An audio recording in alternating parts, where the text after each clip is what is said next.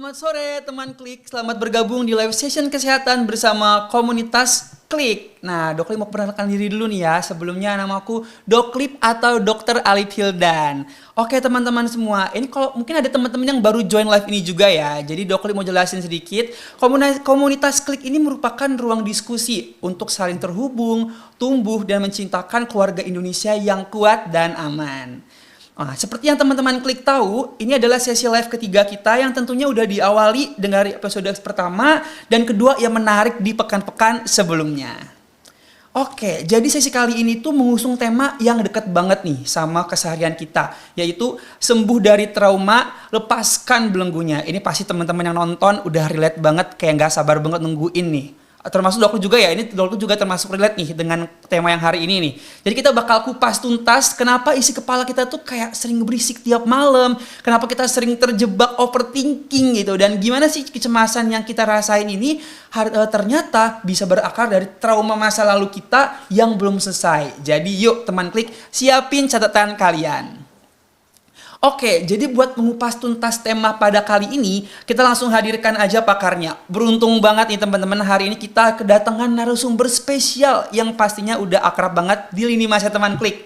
Oke, sudah bergabung bersama kita dokter spesialis kesehatan jiwa atau psikiater, Dr. Zulfia Oktanida Syarif SPKJ atau yang biasa kita sapa Dr. Vivi. Halo dok. Halo Dok Lip, apa kabar? Alhamdulillah baik. Dr. Vivi gimana kabarnya dok? Alhamdulillah sehat. Akhir-akhir ini sibuknya apa aja nih dok sekarang dok? Seperti biasa sibuk praktek, bikin konten juga di medsos, Konten edukasi. juga, oh ya bareng ya dok ya. Kita juga, ya. dokter juga suka konten. Sesama di ya? TikTok, sama Instagram. Beberapa kali teman-teman mungkin ada yang pernah lihat konten-konten dokter Vivi yang suka lewat, asik banget dengan cara menjelaskannya yang enak banget didengar, jadi langsung ngerti gitu. Masya Allah, Luar thank biasa. you. Oke, senang banget nih dok. Sekarang kita bisa kedatangan dokter di sesi live pada hari ini ya dok. Oke nih Thank you. teman-teman, kita sebelum memulai pembahasan yang pertama, jadi kita akan masuk ke pembahasan tentang akar trauma dan pikiran yang berisik. Nah, nih siapa yang relate? Mungkin teman-teman boleh coba komen-komen dulu nih di bawah gitu ya. Oke dok, mungkin sebelum kita bahas lebih jauh ya dok ya, biar kita semua mungkin punya frekuensi yang sama dan jelas tentang kenali diri sendiri juga nih. Sebenarnya apa sih dok definisi trauma yang sebenarnya secara medis gitu? Apakah memang sesuatu yang selama ini mengganjal atau buat kita nggak nyaman dalam pikiran itu udah bisa dikategorikan dalam sebagai trauma gitu dok? Zaman sekarang kan orang banyak banget yang gampang bilang trauma gue trauma nih, aku Iya, trauma benar. nih gitu ya. Tapi sebetulnya trauma itu adalah respons biologis dan psikologis diri seseorang ketika mengalami suatu kejadian yang dipersepsikan, yang dia anggap mengancam, menyakitkan, membahayakan. Jadi adalah respons psikologis dan biologisnya dia. Sehingga kejadiannya bisa saja sama, tapi si A mungkin tidak menjadi trauma, si B mengalami trauma untuk kejadian yang sama. Oh. Gitu. Jadi trauma itu bukan kejadiannya ya, tapi responsnya. Respon Gitu. yang dia rasakan ke diri Dirasakan. dia. Nah, misalnya waktu kecil dibentak sama orang tua. Oh ternyata si kakaknya ya biasa aja, nggak jadi trauma nih. Tapi si adik jadi trauma nih dengan suara keras ya, karena tubuhnya langsung mudah terkejut, jadi gampang nangis, sensitif gitu. Sehingga memang trauma itu adalah tadi respons biologis dan psikologis seseorang ketika menghadapi kejadian yang dia anggap membahayakan, menyakitkan, dan mengancam dirinya. Oh begitu, jadi memang respon tiap orang perspektifnya bakal beda-beda juga ya dok ya, Yes. walaupun kejadian itu sama gitu Iya. dok ya. Oke dok, ini ada anggapan di masyarakat juga nih dok, kalau trauma itu baru valid kalau seseorang habis mengalami kejadian ekstrim dok, kayak seperti bencana alam atau kecelakaan hebat gitu. Tapi sebenarnya bener nggak sih dok kalau jadi kejadian pola asuh yang terlalu keras, terus itu sering dihianatin atau diabaikan waktu kecil gitu, itu secara medis juga jadi bentuk trauma gitu dok? Sebetulnya memang zaman dulu tuh kita ketika mencoba untuk mengevaluasi ya kaitannya antara trauma sama gangguan mental yang muncul akibat trauma nih, memang biasanya kejadiannya tuh kejadian yang besar ya, kayak bencana alam, peperangan, terus kemudian kejadian yang betul-betul sampai mengancam nyawa. Ya, tapi sekarang ini kita sudah mulai beranjak untuk mencari tahu seputar kompleks trauma, yaitu kejadian-kejadian baik itu masa kecil misalnya pengabaian, kekerasan verbal, fisik, pengabaian yang penelantaran misalnya, itu bisa menjadi trauma untuk seseorang gitu, khususnya anak yang masih dalam masa perkembangan ya. Jadi sekarang ini kita nggak bisa bilang trauma itu valid kalau memang kejadiannya tuh besar nih, dia pernah ngalamin bencana apa gitu ya. Karena tadi responsnya kan tiap orang beda-beda. Balik lagi ke situ ya dok ya Iya, memang ya. betul. Oke dok. Nah terus kalau memang dari segi perilaku harian nih dok, gejala seperti apa aja sih dok sebenarnya yang bisa jadi alarm kalau seseorang tuh sebenarnya sedang mengalami trauma gitu dok? Apakah memang perubahan mendadak kayak jadi susah fokus kah, atau jadi jam tidurnya berantakan, atau mendadak jadi sinis ke lingkungan sekitarnya gitu? Itu apakah bisa jadi indikator awal juga gitu dok? Karena memang kan sebagai dokter umum ya dok ya, kayak banyak juga melihat teman-teman seperti itu gitu. Cuman kan memang keilmuan kita kan memang berbeda juga ya dok ya, karena dokter lebih ekspertis di bidang ini gitu dok. Sekiranya itu juga jadi pertanyaan dokter sendiri juga sih dok sebenarnya. jadi penasaran nih ya. Jadi penasaran juga nih dok. Gimana sih orang itu kalau sudah mengalami trauma? Sebetulnya gejala-gejala klasiknya adalah muncul flashbacks. Jadi kayak kilas balik tentang kejadian yang dia alami. Terus kemudian bisa jadi mimpi buruk. Bisa seperti mengalami lagi kejadiannya. Terus dia akan menghindari situasi atau segala sesuatu yang mengingatkan dengan kejadiannya. Jadi ada menghindarnya ya. Dan kemudian jadi lebih mudah startled atau mudah terkejut. Nah, itu adalah gejala-gejala klasiknya. Tapi gejala yang tidak klasiknya adalah sekarang ini selain bisa mengalami kayak flashback, muncul nih pikiran terus-menerus tentang hal tersebut, bisa juga jadi percaya diri turun, lebih sensitif ya. Kemudian jadi lebih mudah terjadi perubahan emosi kayak sedih, marah. Dan yang orang nggak sadari sekarang ini mungkin bisa jadi kayak people pleasing. Oh benar. Nah gitu kan, karena khawatir nih kalau misalnya aku tolak, aku bilang tidak, nanti aku ditinggal, nanti aku nggak ada yang sayangin, nanti aku nggak ada yang sukain, nggak ada yang mau temenan sama aku, karena dia punya trauma pengabaian, ditelantarkan, diabaikan. Jadi dia mendingan semua dia iyain deh, nggak apa-apa dia berkorban dirinya, yang penting orang lain seneng. Nah jadi sekarang yang kayak people pleaser, susah berkata tidak, dan perfeksionis misalnya, itu juga bisa loh, karena dia merasa kalau dia melakukan sesuatu tidak perfect, melakukan kesalahan, dia akan dihukum atau dia akan mendapatkan konsekuensi karena trauma masa lalunya. Begitu dia nggak perfect, dia melakukan kesalahan, dia dapat mungkin kekerasan. Nah jadi banyak dampak-dampak trauma yang nggak disadari sama orang. Oh, tapi Gitu. kelihatan pas di perilaku sehari-harinya gitu ya dok Iya, ya. betul. Oke. Ini aku sempat lihat juga nih dok, ada dari riset global ya dok soal adverse childhood experience gitu dok, tentang masa kecil tadi. Iya. Itu memang luka masa kecil ini bisa mengendap lama banget di otak ini dok, dan baru aktif lagi pas masuk usia produktif gitu.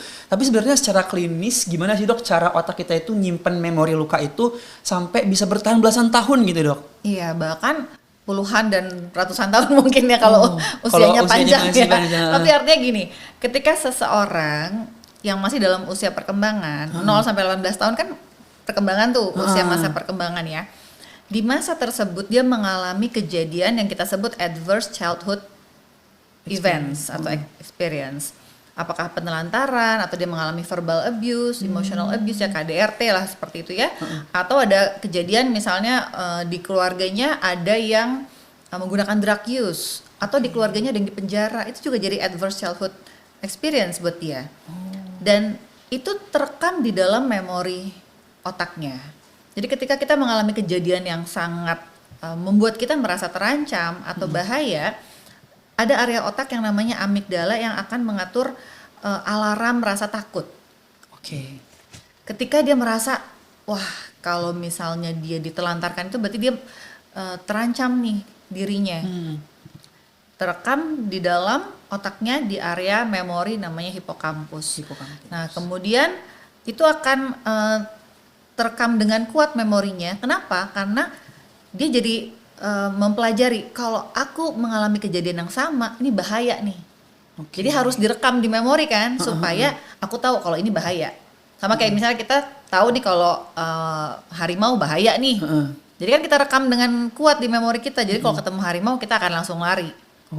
Karena kalau misalnya kita nggak tahu itu bahaya dan nggak kita rekam di memori, kita kan nggak lari. Nanti takutnya diterekam gitu kan. Betul. Nah sama nih, ketika mengalami kejadian yang menakutkan, yang membahayakan, direkam dengan kuat di memorinya, di area otak namanya hipokampus.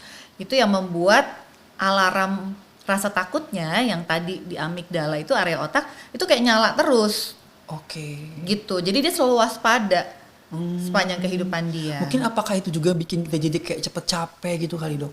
Atau Cepat beda? lelah, gampang tegang, pegel-pegel, ya kan? Banyak yang merasa kok banyak sakit ini itu kayak psikosomatik, tapi udah berobat ke dokter mana-mana tidak ada masalah yang signifikan. Itu juga bisa jadi tanda-tanda stres ataupun trauma. Berarti memang efeknya juga bisa ke fisik ya dok ya jadinya ya? Bisa banget, betul. Oke, berarti memang memori dari trauma itu nggak pernah benar-benar hilang dok? Cuman tidur aja di otak kita gitu dok? Atau sebenarnya dia bisa hilang dok? Memorinya nggak pernah hilang sebetulnya. Nah, ketika seseorang menjalani proses pemulihan, healing gitu ya, terapi, memorinya nggak hilang, tapi respons otaknya, tubuhnya tidak lagi seperti waktu awal kejadian. Oke. Gitu. Misalnya, contohnya misalnya gini, Doklip trauma diputusin pacar misalnya gitu ya. Contoh aja gitu ya. Gitu.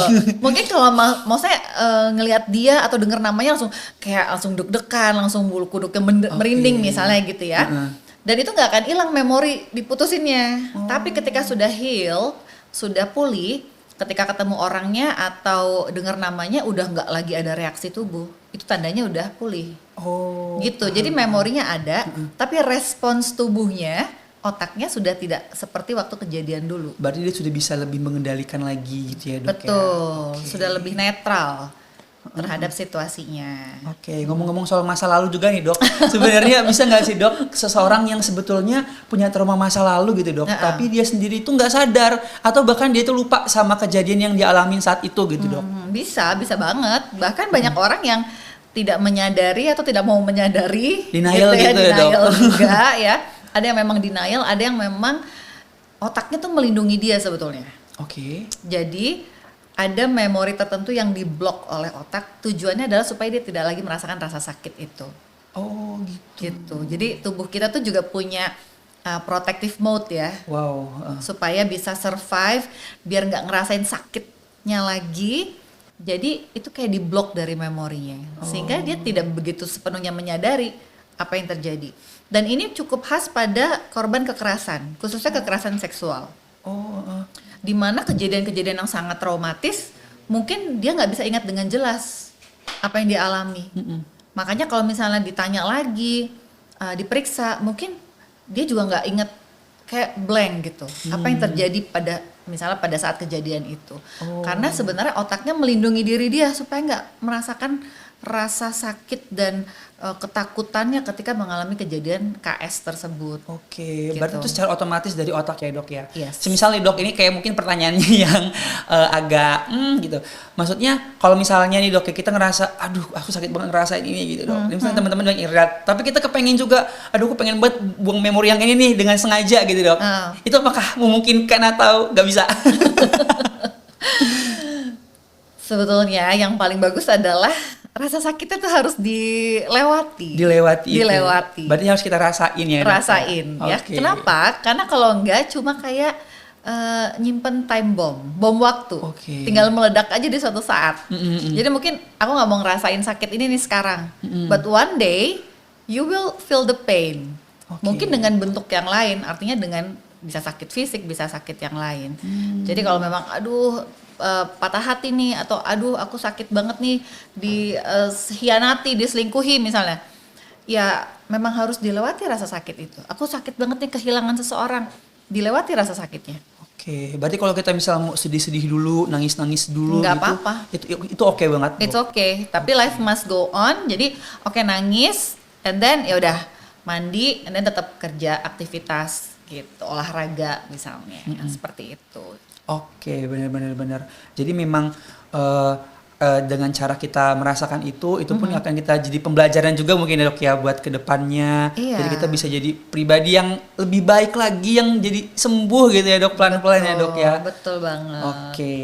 Oke teman-teman semua, ini kita sudah selesai dari segmen yang pertama. So kalau teman-teman semua ada pertanyaan yang pengen ditanyain atau ada yang relate banget nih dengan kejadian-kejadian kayak tadi, boleh banget teman-teman komen aja di kolom komentar, nanti Dok bacain dan dibantu jawab sama Dokter Vivi.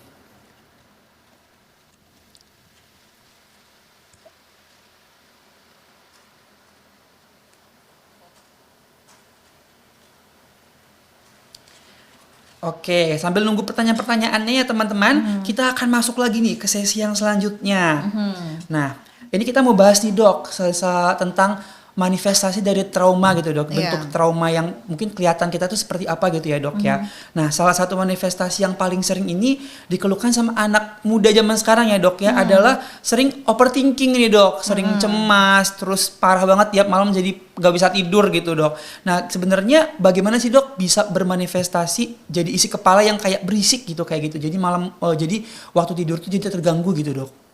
Sebetulnya kan ketika kita mengalami suatu kejadian yang tidak mengenakan, yang menyakitkan hati, itu kan tadi terekam kan di memori, dan memang sering bisa muncul lagi tuh kayak bayangan-bayangan tentang kejadian tersebut. Saat kita beraktivitas di siang hari, mungkin kita ke distract. Kita kan kerja atau kuliah misalnya gitu ya, atau beraktivitas lah ibu rumah tangga misalnya. Tapi ketika malam hari sudah menjelang waktu tidur, udah tidak ada hal yang kita lakukan, disitulah pikiran-pikiran itu menjadi lebih, katakanlah lebih dominan, lebih nyata gitu. Makanya kenapa overthinking itu banyak kan sebelum tidur misalnya ya, karena memang di saat-saat seperti itulah pikirannya jadi punya waktu untuk terus bermunculan gitu.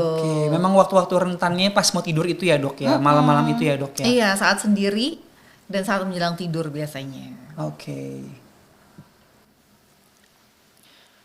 Nah dok, ini ada pertanyaan dari netizen nih dok. Dari Kak Dian Kurniawati. Sore dok, izin bertanya, bagaimana agar trauma itu hanya berhenti di kita aja tanpa harus ditularkan atau dilakukan lagi ke anak kita nanti? Wah, ini pertanyaan bagus banget ya dok. Jadi dia banget. Memang sadar nggak mau merugikan orang lain juga seperti dia jadinya ya dok ya. Iya, bagus banget nih pertanyaannya Kak Dian ya. Karena memang banyak yang tidak sadar menurunkan traumanya ke generasi berikutnya, jadi generational trauma kan. Benar. Nah, ketika menyadari bahwa aku kayaknya punya trauma dan aku pengen berhenti di aku aja nih, jangan turun ke keturunanku, ke anakku. Caranya adalah memang dengan memulihkan diri, dengan menjalani proses terapi, kemudian menjalani pola hidup sehat, supaya proses traumanya itu menjadi lebih, katakanlah lebih pulih dengan menjalani pola hidup yang lebih sehat. Karena kan tadi kita tahu trauma itu respons tubuh yang nggak bisa kita kontrol kadang-kadang, otomatis. Gitu, tubuhnya lebih terjaga, lebih tegang, lebih mudah jadi deg-degan, berdebar misalnya ya, lebih sensitif juga emosinya. Nah, dengan kita berusaha untuk jalani pola hidup yang sehat, jalani proses terapi, kita belajar mengenali diri sendiri, emosi diri sendiri, tidak menghindari perasaan. Itu kita lagi belajar untuk pulih, sehingga nanti ke depannya ketika berkeluarga dan punya anak bisa menjalaninya dengan lebih baik, lebih sehat. Gitu, dengan penuh kesadaran. Gitu. Berarti memang diri sendirinya harus disembuhkan dulu ya dok ya, dan mau untuk mengobati gitu ya dok, menerima ya dok ya dengan trauma-trauma yang udah terjadi saat itu gitu ya dok. Iya, betul sekali. Nah, ini ada pertanyaan lagi nih dok, dari Kak Ruminah Lampung. BTW aku juga dari Lampung loh. Tetangga ya? Jangan-jangan kita tetanggaan ini Kak. Tetangganya Doklip nih. Nah pertanyaannya nih dok, bagaimana sih membedakan antara orang yang trauma dengan fobia dok? Bagus banget pertanyaannya Kak Ruminah ya. Kalau fobia itu tapi sederhananya objek yang ditakutin itu spesifik. Misalnya fobia cicak gitu, jadi spesifik cicak doang, sama yang lain nggak takut. Atau fobia ketinggian gitu. Kalau lagi di dataran gitu ya, nggak di ketinggian, ya nggak takut. Tapi kalau misalnya udah mulai tinggi, udah mulai ada gemeter, kakinya dingin gitu. Jadi yang ngebedainnya adalah spesifik. objek yang objeknya. ditakutinnya. Oke. Sedangkan kalau trauma itu bisa berupa situasi, suasana, nggak hanya orangnya ya, tapi mungkin suaranya gitu, suara keras. Kayak orang misalnya, contohnya dulu yang mengalami trauma karena bencana tsunami, itu dengar bunyi air glek-glek-glek gitu aja udah bisa membuat tubuhnya justru ketakutan. Karena bukan hanya lautannya yang menakutkan, tapi bahkan hal-hal yang menyerupai atau mengingatkan aja itu sudah traumatik. Nah kalau fobia itu spesifik banget objeknya. Oke, tapi bisa nggak sih dok, misalnya kita sebelum ini nggak fobia nih gitu, misalnya sama kucing gitu, terus one day kita digigit kucing, kita trauma, nah itu jadi fobia sama kucing, itu bisa nggak dok? Kayak trauma kita jadi fobia gitu? Sebenarnya itu belum termasuk fobia sih, karena biasanya tuh dari kecil tuh kita ada pengalaman masa kanak yang nggak selalu kita ingat yang membuat kita jadi fobia sama objek itu. Oh gitu. Oke. Mungkin kita nggak ingat banget kenapa aku jadi fobia kucing ya misalnya. Jadi harus biasa sih dari masa kanak lah, itu sudah ada. Oke. Gitu. Oke dok, ini dari teman-teman juga sempat ada nih dok, teman-teman banyak yang usia produktif sekarang ya dok ya. Ini ada yang bilang nih dok, maksudnya ada data dok dari World Mental Health Report dari WHO dan Kemenkes. Ini menunjukkan ada lonjakan gangguan kecemasan atau anxiety hingga 25% pada usia produktif. Nah, apakah benar dok sebenarnya lonjakan angka kecemasan yang masif di usia muda ini sebenarnya adalah bentuk dari manifestasi trauma masa lalu yang selama ini nggak disadarin atau dipendam gitu dok? Prinsipnya tidak pernah ada satu penyebab, Oke. jadi pasti multifaktor kan. Mungkin sudah ada trauma dari masa lalu, kejadian-kejadian yang membuat dirinya lebih rentan mengalami anxiety, dan dunia sekarang ini nih memang membuat anak muda usia produktif lebih mudah mengalami anxiety karena kita lebih terpapar informasi luas sekali. Terus kemudian banyak social comparison. Sekarang ini dunia juga dengan berbagai isunya ya, isu finansial secara global, isu keamanan dunia, itu semua membuat lebih rentan gitu untuk mengalami anxiety.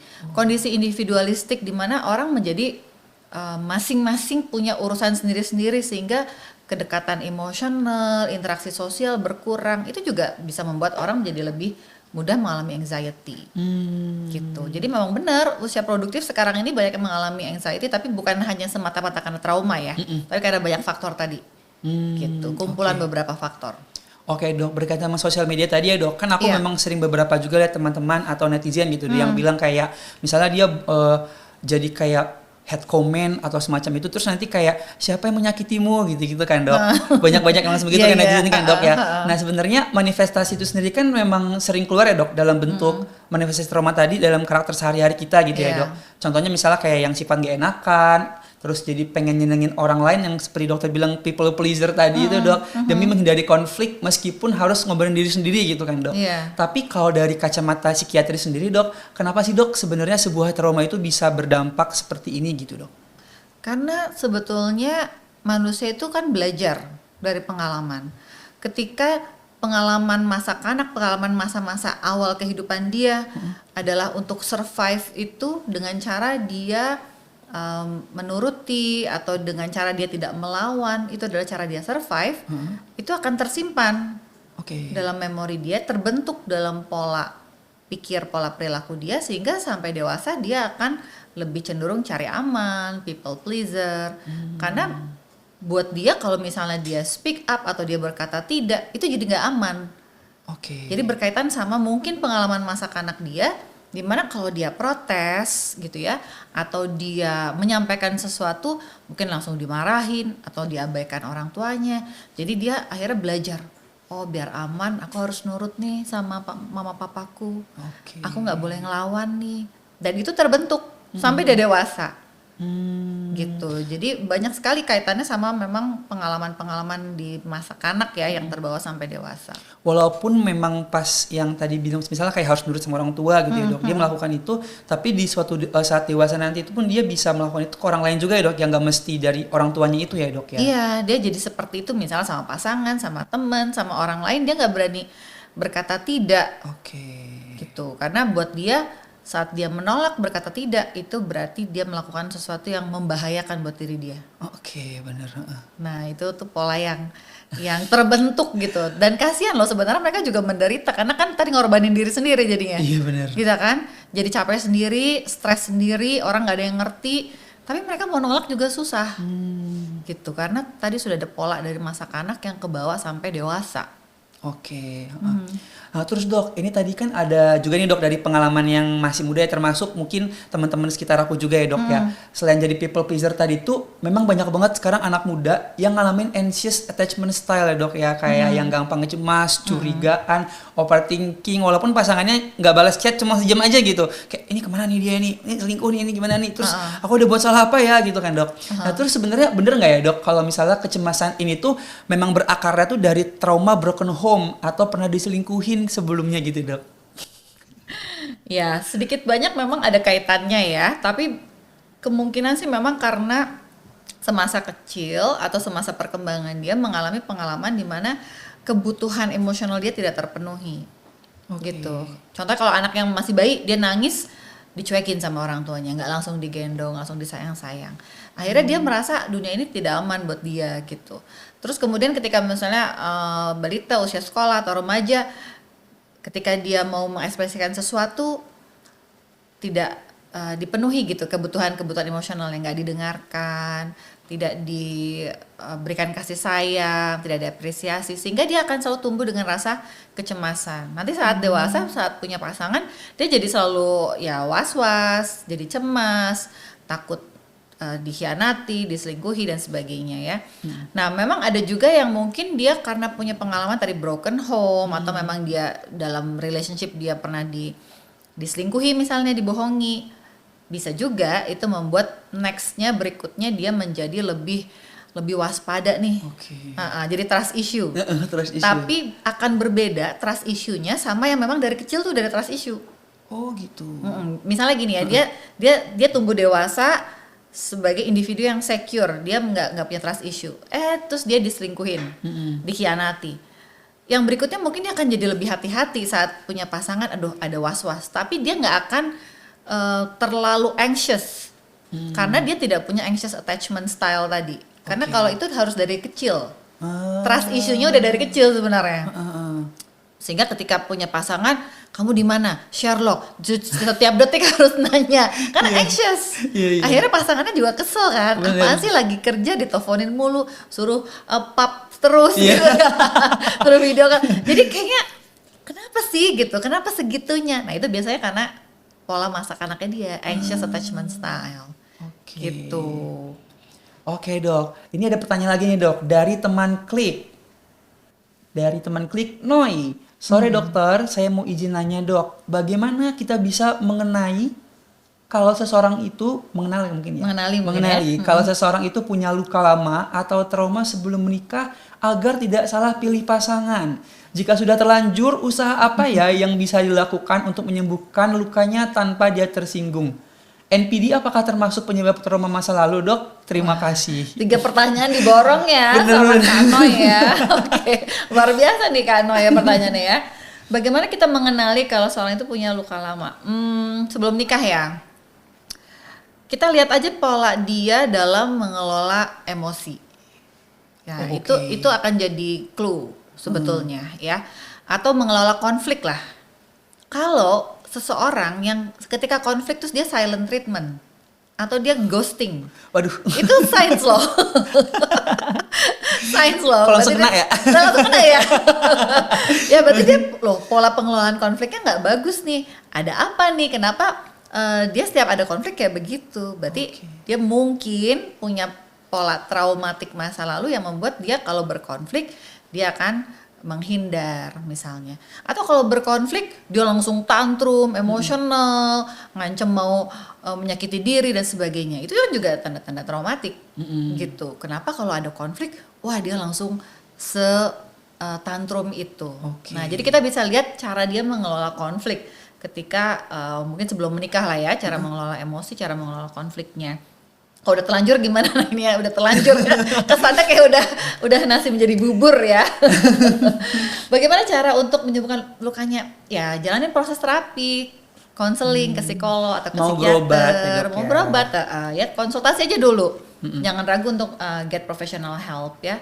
Kalau NPD ini, wah ini satu episode sendiri ya, tolong diundang lagi untuk bahas NPD. Iya kan, kita sekarang orang panjang ya. NPD gitu.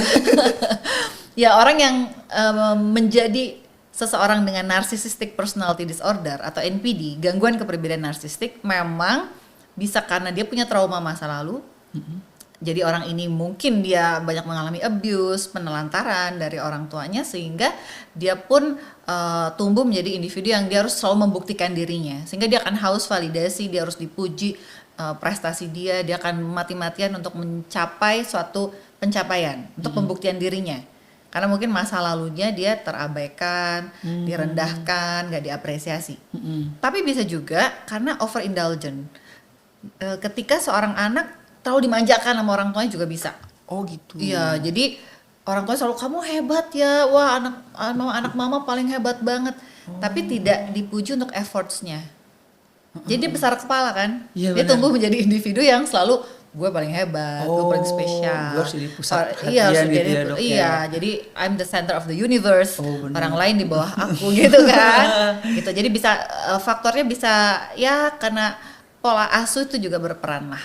Gitu. Oke Dok, mungkin ini aku yang kepo sih Dok, kayak kalau misalnya kita ketemu orang kayak gitu ya Dok, misalnya Iya. NPD atau dia punya trauma masa lalu, kita tahu nih gitu. Iya. Apakah kita harus yang kayak maklumin kah, kayak oh dia mah ada trauma masa lalunya, udah biarin aja gitu, atau sebaiknya gimana sih Dok sikap bijak kita gitu buat menanggapi orang yang kayak gitu Dok? Kita bisa mencoba untuk punya POV, point of view. Oh, pantesan ya dia kayak gitu karena dia ternyata masa lalunya ini ya, kasihan banget ya masa lalu dia. Kita mencoba memahami kondisi dia. Tapi kalau dia sampai melakukan sesuatu yang membuat kita juga jadi terintimidasi atau kita jadi tertindas karena dia, kita harus berani untuk bisa membuat batasan yang jelas, boundaries. Oh, set boundaries. Gitu. Jadi bukan berarti memaklumi itu terus kita pasrah aja dia apa-apain. Oke. Nah, itu dua hal yang berbeda gitu ya. Kita maklumi nih, oh ini bos aku kayaknya jangan NPD nih gitu ya. Kita memaklumi dia, ya kasihan juga ya dia masa kecilnya, kasihan banget loh sebenarnya bos aku itu. Tapi kita ditindas nih, disuruh kerja mati-matian gitu kan dengan apresiasi yang sangat minim. Ya kita harus bisa bikin batasan, kapan kita berkata tidak, kapan kita bisa speak up, bisa tetap menjaga kesehatan diri kita, bikin batasan yang sehat itu penting. Oke. Gitu. Understanding boleh, tapi bukan berarti pasrah dan mau saja ditindas. Oke. Kita juga harus punya mekanisme kita sendiri ya Dok ya, buat mempertahankan diri gitu ya guys ya. Yes, gitu. Biar tetap sehat mental ya. Oke. Nah Dok, sekarang kita mau ngomong masalah solusinya mungkin ya Dok ya. Tadi kan dokter juga bilang konsultasikan ke professional help gitu Yes. Dok. Nah kalau kita mau ngatasin cemas atau emosi lainnya akibat trauma tuh Dok, sebenarnya kita itu curhatnya ke psikolog buat terapi kah, atau langsung booking jalur ke psikiater kah gitu Dok? Dan sebenarnya bedanya gimana sih Dok? Kapan kita harus ke psikolog, kapan kita harus ke psikiater gitu Dok? Kayaknya mungkin banyak netizen, teman-teman klik juga yang belum tahu gitu Dok. Ya, sebetulnya mau kemana dulu boleh aja, ke psikolog dulu boleh, ke psikiater dulu boleh, karena pada prinsipnya kan sebetulnya saling berkolaborasi nanti psikolog dan psikiater. Oke. Memang anggapan awam gitu ya, bahwa kalau gejalanya katakanlah lebih ringan ke psikolog gitu, yang sudah lebih berat ke psikiater karena mungkin perlu obat nih, nanti psikiater yang bisa meresepkan obat. Tapi sebetulnya kalau zaman sekarang ini nggak selalu harus seperti itu. Oke. Kenapa? Karena memang pintu masuk aksesnya silakan aja mana yang aksesnya paling mudah. Oke. Karena kan ini kan teman klik seluruh Indonesia ya, kita nggak tahu akses untuk ke psikolog, psikiater, mungkin di daerahnya psikiaternya susah atau jauh gitu ya. Jadi yang available misalnya psikolog atau online dulu, atau mungkin psikiaternya apakah aku cari yang bisa dengan BPJS, JKN misalnya. Jadi silahkan mau dari pintu mana aja yang bisa diakses oleh teman klik. Dan biasanya memang salah satu hal penting juga kita perlu pahami adalah kalau sudah ada simptom-simptom fisik, nah baiknya langsung ke psikiater. Oke. Gitu. Sudah berobat ke berbagai dokter, dokternya bilang, oh nggak apa-apa kok Bu, ini bukan GERD, Terus oh ini bukan sakit jantung kok, tapi kok ada jantung berdebar, ada mual dan sebagainya ya. Ya udah ke psikiater aja kalau ada gejala-gejala fisik yang kiranya berkaitan sama masalah psikis. Oke. Gitu. Oh, paham. Oke, Dok, mungkin kalau dari POV-nya psikiater nih, Dok. Gimana sih, Dok, cara kerja seseorang psikiater ini dalam memulihkan kesehatan jiwa seseorang yang udah terlanjur terluka gitu, Dok, karena trauma. Apakah memang fokusnya itu memperbaiki sistem saraf di otak kita kah? Ya, sebetulnya ketika seseorang itu sudah mengalami suatu kondisi trauma, berarti kan memang ada sistem di otak yang sudah terbentuk karena trauma itu ya.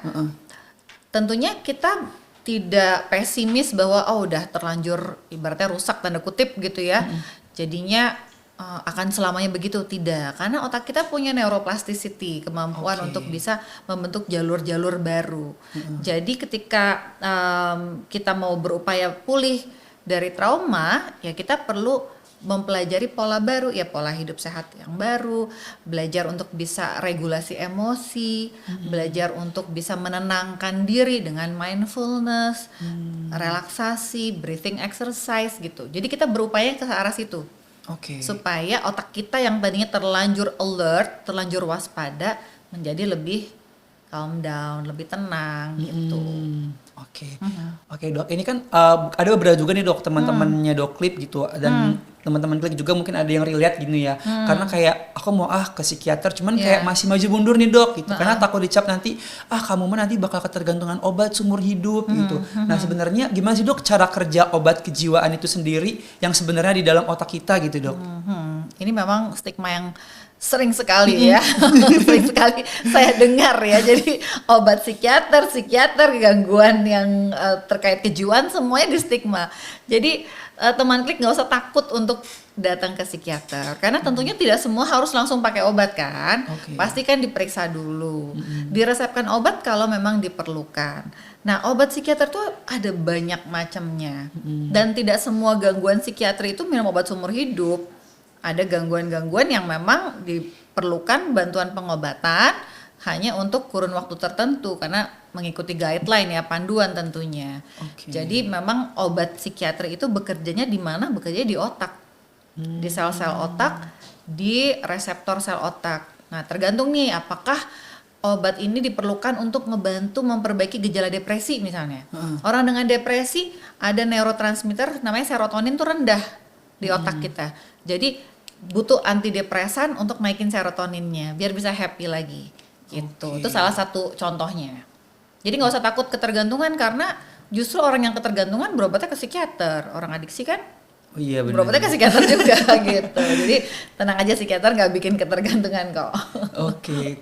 Nah, Dok, ngomong-ngomong sekarang kan memang pemerintah punya program keren ya, Dok, yang namanya CKG, cek kesehatan gratis gitu. Dok, lu juga sempat ngerasain pas dulu di Puskes dulu gitu, Dok. Nah, ini nyediain ada screening awal kesehatan mental, tapi banyak orang yang parno nih, Dok, kayak aduh, Dok, kalau nanti hasil screening CKG-nya jelek atau merah gitu gimana? Apakah saya langsung dicap sakit jiwa saat itu juga gitu sama dokternya? Terus bagaimana sih, Dok, sebenarnya Dokter Vivi menenangkan masyarakat gitu, Dok? Kalau screening awal ini sifatnya memang kan preventif ya, Dok, ya, bukan sebagai vonis gitu, Dok. Ya, sebetulnya nggak usah takut karena ini kan screening. Screening itu kan artinya kita menyaring untuk mendeteksi. Sehingga kalaupun dilakukan screening, terus kemudian ternyata nih hasilnya merah gimana ya? Nggak apa-apa, justru untuk diperiksakan lebih lanjut. Jadi nggak akan langsung di label sakit jiwa nih. Berarti nggak bisa langsung diagnos gitu ya, Dok? Bukan untuk diagnosis, tapi untuk deteksi, untuk dikonsultasikan lebih lanjut. Nanti dievaluasi deh gitu sama profesional mental health gitu. Oke, Dok. Terus ini juga ada nih, Dok, kayak ketakutan di masyarakat sekarang nih, Dok. Kalau misalnya saya dirujuk di rumah sakit buat perawatan intensif nih lewat jalur CKG tadi itu, apakah nanti rekam medis kesehatan mentalnya itu bisa berpengaruh juga nih, Dok, atau mempersulit kita buat melamar kerja atau mengurus asuransi gitu, Dok? Dan bagaimana, Dok, sepertinya hal-hal ini apakah benar atau bagaimana, Dok? Ya, sebenarnya ini juga bagian dari stigma loh.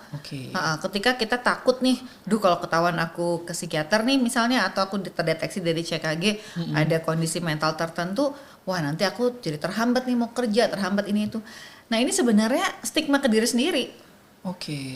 That's why kita sekarang perlu mulai memandang bahwa kesehatan mental itu adalah part of health in general. Nggak ada kesehatan tanpa kesehatan mental. Jadi kita nggak bisa pisah-pisah. Kalau kita mau dibilang sehat ya sehatnya ya fisik dan mental gitu. Jadi nggak perlu takut dengan pemeriksaan kesehatan mental, screening. Dan zaman sekarang sudah banyak kok asuransi, perusahaan itu semua welcome dengan kondisi kesehatan mental. Karena sudah mulai aware, sadar bahwa ini ya kesehatan juga gitu. Sama Ini pentingnya ya dok sama ya. pentingnya, ini bukan aib, bukan kurang beribadah, kurang iman gitu. Enggak, ini kesehatan gitu. Iya bener banget teman-teman. Oh ya dok, terus ini kan di sosial media sekarang ya dok ya, story-story orang tuh kayak sering kan healing, lagi healing nih gitu-gitu kan dok, jalan-jalan kemana-mana gitu. Itu kan lagi tren banget ya dok istilah kayak gitu, atau self care gitu ya dok, buat nyembuhin gangguan emosi termasuk trauma juga gitu. Nah kalau menurut kacamata medis dari dokter Vivi sendiri, konsep self care atau merawat jiwa yang sebenarnya yang tepat sasaran dan ramah kantong itu kayak gimana sih dok sebenarnya dok? Ya in this economy ya, harus yang meramah kantong ya. Orang tuh suka menganggap healing itu wah harus traveling, harus pergi ke daerah-daerah yang daerah wisata. Padahal ya itu refreshing namanya, itu jalan-jalan. That's not healing. Jadi healing itu sebetulnya adalah proses memulihkan diri kan dari trauma, dan prosesnya itu bisa mulai dari membentuk pola hidup sehat, melakukan belajar mindfulness, terapi mindfulness gitu ya. Dan itu bisa dilakukan tanpa keluar biaya. Ya maksudnya ya olahraga, atur pola tidur, kemudian belajar untuk mindful, relaksasi. Jadi healing itu nggak harus dengan mengeluarkan uang, kita harus pergi jauh kemana. Terus kemudian kita juga memang perlu melakukan self care. Salah satu cara self care terbaik adalah ya jaga pola tidur kita, jaga pola makan, olahraga, dan cara ngelola stres yang baik gitu. Banyak orang melakukan self sabotage ya, mensabotase diri sendiri dari rasa bahagia atau rasa dirinya sehat. Jadi ketika mau mendapatkan rasa nyaman dan sehat, merasa kayaknya gue nggak layak deh kayak gini. Aku harus kerja keras terus nih, nggak boleh istirahat, nggak boleh cuti. Nah itu self sabotage namanya. Gitu. Atau ada orang yang mau sayang sama aku, duh kayaknya nggak layak deh sama dia. Nah itu juga mensabotase diri sendiri. Jadi belajar untuk bisa menerima bahwa oh ya aku layak kok untuk istirahat, untuk dicintai, untuk disayang. Belajar untuk menerima itu semua, itu part of the healing process. Paham. Nah terus dok, selain usaha sendiri, kadang kalau lagi cemas atau traumanya kambuh gitu dok, kan banyak orang yang milih buat ngurung diri di kamar karena takut merepotin orang lain gitu dok. Sebenarnya support system seperti apa ya dok yang benar-benar mendukung pemulihan kecemasan saat trauma itu muncul gitu dok? Sebetulnya kalau kita bisa punya support system yang ideal, enak banget ya. Kita punya keluarga atau pasangan atau teman-teman yang memang akan selalu siap mendengarkan kita, mendampingi, menemani, bisa memvalidasi perasaan kita, nemenin kalau kita lagi dalam kondisi yang down, terus kemudian membantu dalam berbagai hal, itu ideal banget. Tapi sayangnya tidak semua orang punya support system yang ideal. Bahkan ada beberapa yang keluarganya yang mesti jadi support system malah jadi sumber traumanya dia. Waduh, sedih banget kan. Jadi support system itu kita bisa dari pertemanan, bisa dari komunitas klik mungkin ya, gitu bisa jadi support system. Kemudian bisa juga entah itu terapisnya, psikiater atau psikolognya jadi support system, sahabat, termasuk kadang-kadang teman-teman secara online gitu. Ketika kita posting sesuatu, ada yang kasih semangat itu juga jadi support system sebetulnya. Gitu. Oke dok, ini ada pertanyaan lagi dari teman klik, dari teman klik Elijah. Sore dok, izin bertanya, semenjak Umi aku meninggal, aku kalau dengar berita orang meninggal atau orang bilang tentang kematian, aku langsung deg-degan, cemas, bawaannya nggak enak.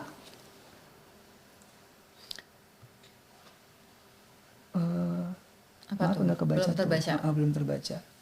Apakah itu trauma? Iya, apakah itu trauma dok? Sebetulnya mungkin ini bukan suatu trauma ya, tapi memang kondisi kehilangan yang sangat sangat mendalam. Jadi Kak Elijah mungkin sangat terpukul ya dengan kehilangan ibunda, kehilangan Umi, sehingga segala sesuatu yang mengingatkan dengan kehilangan itu akan memunculkan respons tubuh ya. Tapi ini masih bagian dari grieving sebetulnya. Grieving. Ya, proses berduka. Sedangkan kalau trauma itu biasanya lebih deep lagi. Nah, jadi kalau grieving, semua orang yang mengalami kehilangan akan melalui proses grieving. Tapi ada yang cepat, ada yang lama ya. Tergantung seberapa besar makna kehilangannya. Tapi kalau trauma itu bisa lebih mendalam lagi sebetulnya. Oke. Ya, berarti jadi memang- Kak Elijah mungkin masih mengalami proses grieving Proses itu, grieving. masih berduka. Oke. Ini ada pertanyaan lagi dok dari teman klik Nabila Rakina. Perceraian rumah tangga itu pengaruh banget gak sih dok buat anak? Nah, ini dia nih ya. Soalnya banyak yang aku bertahan demi anak gitu kan. Ya Iya, kan? bener banget, Padahal anaknya kenapa mama papa nggak cerai aja dari dulu pada gitu, ya kan? Soalnya pusing lihat berantem di rumah. Jadi gini, jangan pernah menggunakan alasan bertahan karena untuk anak. Kalau memang alasannya anak, well you need to deal with it. Ayo dong akur. Gitu. Jadi kalau misalnya ada orang rumah tangga nih, oh kita nggak mau berpisah karena ada anak. Kalau gitu, do whatever you need to do, lakukan segala cara untuk bisa rujuk, bisa akur lagi. Mau konseling kayak mau apa kayak whatever. Oke. Nah, jadi jangan bertahan demi anak tapi masing-masing hidup masing-masing sendiri-sendiri. Ya, anak juga nggak akan tumbuh dengan kondisi yang sehat melihat orang tua seperti itu. Ya. Jadi apakah perceraian berpengaruh kepada anak? Yes, berpengaruh. Tapi bagaimana orang tua bisa tetap menjalankan peran orang tua meskipun bercerai, itu lebih bermakna lagi. Oke. Banyak kan yang co-parenting, Iya. walaupun bercerai nih, tapi sama-sama menjalankan peran ayah, ini peran ibu, jadi anak tetap utuh, dia tumbuh dengan dapat peran orang dapat tuanya peran ya, dok, orang ya. tuanya. Oke, begitu. Nah, ini ada pertanyaan lagi nih dok dari teman klik Fauriza Firdaus _@Fauriza Firdaus. Itu kayaknya akun Instagramnya tuh. Apakah trauma termasuk overthinking dan merasakan penyesalan yang sangat dalam setiap malam? Yes, betul. Itu salah satu ya, hanya salah satu aja dari symptoms, gejala-gejala. Dimana ketika tadi malam hari ya lebih overthinking, lebih banyak pikiran yang muncul, dan ada rasa menyesal, ya mungkin rasa sedih, guilty feeling yang muncul, mungkin saja ini berkaitan sama hal-hal yang traumatis. Tapi kita juga perlu evaluasi ya seberapa dalam gejala-gejala ini atau peristiwa yang dialami memang berdampak ke kehidupannya gitu. Karena mungkin saja kita melakukan satu kesalahan terus kita menyesal, kita jadi overthinking, tapi hanya kayak beberapa saat atau beberapa minggu, mungkin itu belum kita sebut trauma ya. Oke. Tapi kalau trauma itu ya memang bisa kayak berlarut-larut, itu terus yang ada di pikiran kita. Menyesal terus, overthinking terus, dan sulit move on. Nah, itu bisa jadi salah satu tanda trauma. Oke nih dok, mungkin bisa ada ya dok kayak tips and triknya gimana sih cara kita ngatasin kecemasan, overthinking, yang simple ya dok, yang bisa dilakuin sama teman klik di rumah dok. Oke, nah ini saya punya tips yang sangat simple buat teman klik. Ini salah satu teknik mindfulness. Mindfulness itu adalah satu pendekatan di mana kita mau fokus sama here and now, di sini saat ini. Kita fokus kepada momen sekarang. Ada banyak sekali tekniknya yang bisa teman klik praktekkan. Ada yang namanya grounding. Grounding. Jadi grounding itu kita lakukan ketika kita lagi overthinking, lagi cemas, kita menggunakan panca indera kita. Gitu ya. Contohnya misalnya saat ini nih, Doklip bisa gunakan penglihatan untuk mengamati, just observe. Hanya mengamati 5 benda yang betul-betul saat ini, detik ini bisa dilihat.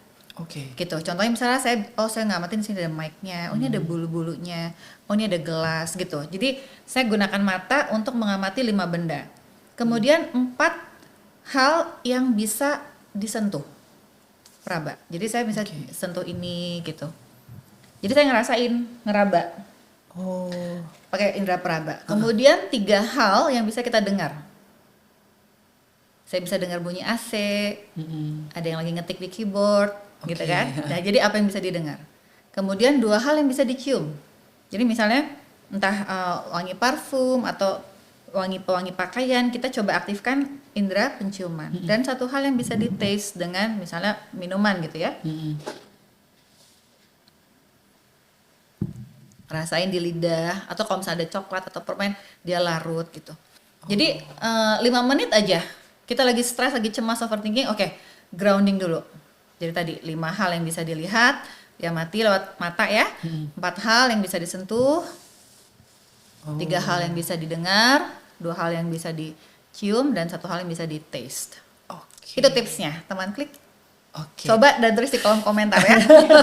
Nah dok, kan sempat ada juga nih dok yang bilang kalau berarti ternyata grounding itu nggak mesti yang kayak kita jalan ke rumput pakai nyeker kaki, Nggak harus. meluk pohon. Kita di sini detik ini bisa grounding anytime, anywhere. Dimanapun berarti. Iya, ya, lagi dok, di ya? Transjakarta kek, lagi di motor bisa. I see. Lagi nyetir, grounding aja bisa. Oh, paham. Gitu.